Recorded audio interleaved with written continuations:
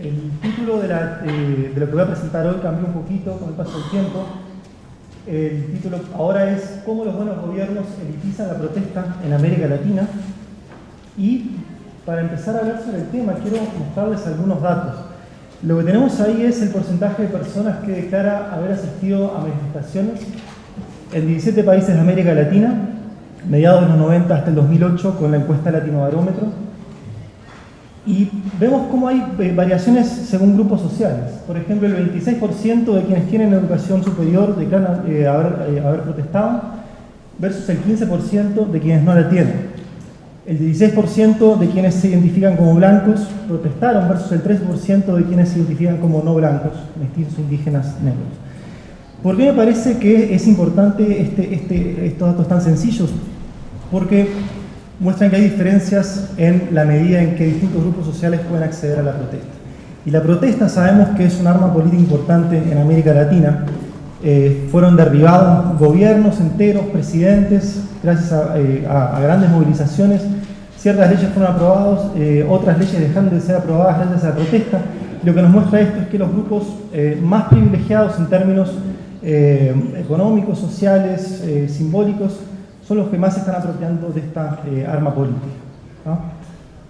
Y entonces, así como nos interesa cuando escuchamos que los ricos votan más que los pobres, creo que también tendría que interesarnos estas disparidades en la protesta.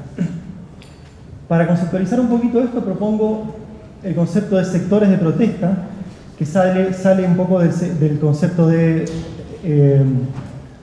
Social Movement Sector de los teóricos de movilización de recursos de hace 40 años, que refiere a un conjunto amplio de redes formales e informales en una sociedad que aumenta las chances de que las personas participen en protestas vía la transmisión de comunicación, información, redes sociales, etc.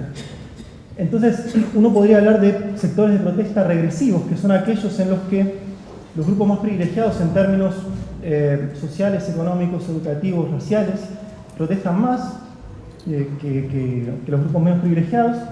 Es decir, son sectores de protesta que estarían reforzando desigualdades preexistentes, y por otra parte sectores de protesta progresivos, en donde los grupos menos privilegiados protestan más y eventualmente reduciendo esas desigualdades, ¿no? Este tema me parece que es importante porque tiene implicancias políticas súper fuertes y nos obliga a mover un poco el foco en la explicación de las variaciones en los niveles de protesta o en por qué hay grandes movilizaciones en ciertos países pero no en otros, ¿no? Esto es súper preliminar, así que no va a pasar más de presentar un interés que tengo. Vamos a ver un poquito más cómo se componen los sectores de protesta en América Latina. De vuelta con la encuesta Latinobarómetro, lo que vemos ahí es las correlaciones entre nivel educativo y chances de participar en protestas en 17 países de América Latina, ordenadas. Lo que vemos es que en términos educativos todos los sectores de protesta latinoamericanos son regresivos, es decir, los más educados tienen mayores chances de protestar. Pero también vemos que hay variaciones interesantes entre los países. Uruguay, mi país, tiene la correlación más fuerte entre educación y protesta, ¿no? Hasta México o Honduras, donde esa correlación, si bien es positiva, es mucho menor. Vamos a ver qué pasa con identidad racial. Lo que aparece ahí son las razones entre el porcentaje de blancos que protesta y el porcentaje de no blancos que protesta, y vemos que también hay variaciones interesantes. Por ejemplo, en Ecuador, en contra de lo que uno pudiera haber esperado, los blancos tienen un 20% más de chances de haber protestado que los no blancos, ¿no? Hay un efecto regresivo, si ustedes quieren, por ese lado, pero hay varios países en donde la cosa se invierte, ¿no? En Perú, por ejemplo, los no blancos tienen muchas mayores chances de haber protestado que los blancos. Entonces, en términos raciales, ahí hay una combinación de sectores de protesta regresivos y progresivos según el país de que se trata. Entonces, la pregunta que quiero plantear, pero obviamente no responder, es ¿por qué algunos sectores de protesta son regresivos y por qué otros son progresivos? ¿Y por qué algunos son más regresivos y otros más progresivos que otros, ¿no?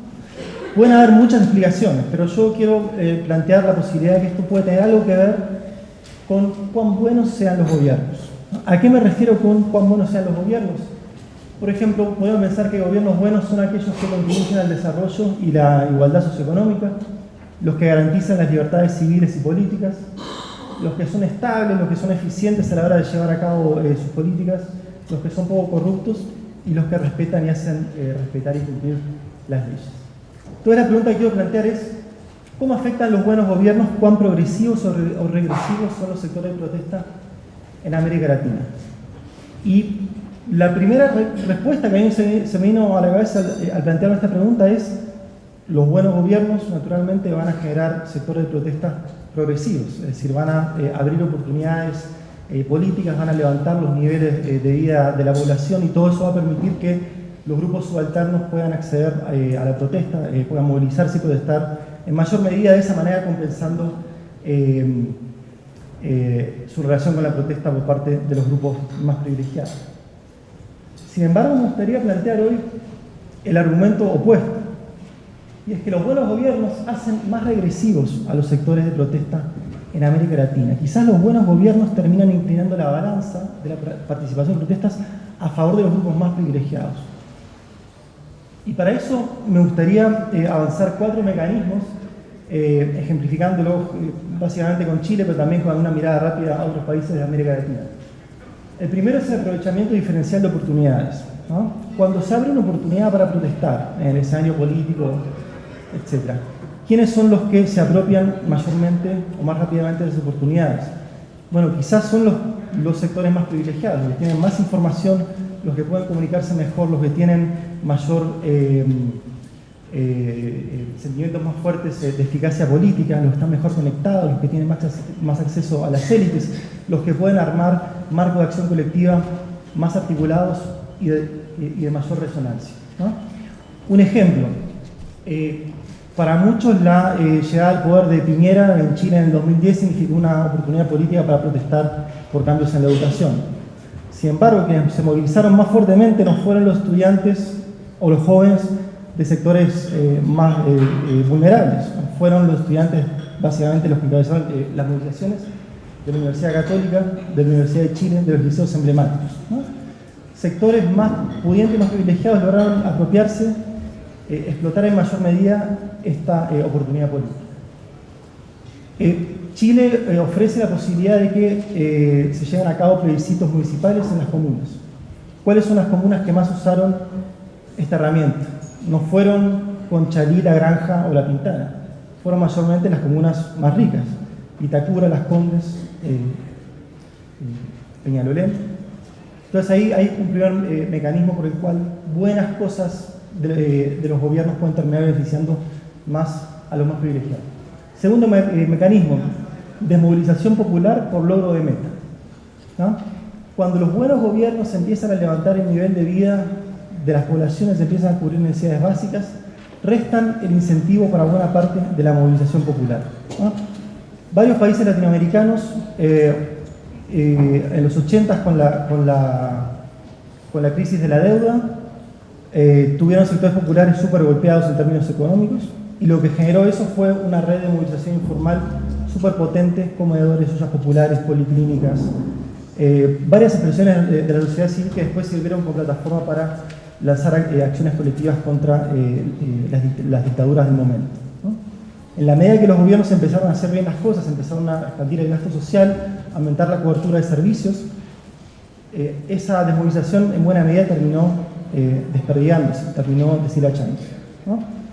Las demandas de los sectores más pudientes, por otra parte, probablemente son más difíciles de ser resueltas con medidas de ese tipo, ¿no? Cuando sectores más privilegiados piden más ciclovías, una ciudad más limpia, lo que se entiende como demandas como materialistas, cuando los mexicanos se organizan por un movimiento en contra de que el Estado mexicano grave o sea, ponga impuestos sobre el acceso a Internet, ese tipo de demandas probablemente son más difíciles de satisfacer por parte de buenos gobiernos. Y en definitiva lo que eso termina generando es un desbalance a favor de la protesta de los sectores más acomodados. Tercer mecanismo, desmovilización popular por moderación de la represión.